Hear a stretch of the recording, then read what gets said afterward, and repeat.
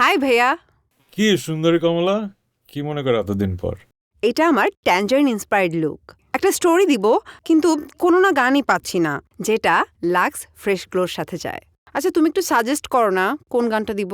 এটা নিয়ে টেনশন করার কি আছে, আমি তো আছি। তোমার নিউ লাক্সের জন্য একটা থিম সং বানাই ফেলি, কি বলো? ওকে, থ্যাংক ইউ। ঠিক আছে, টেক কেয়ার।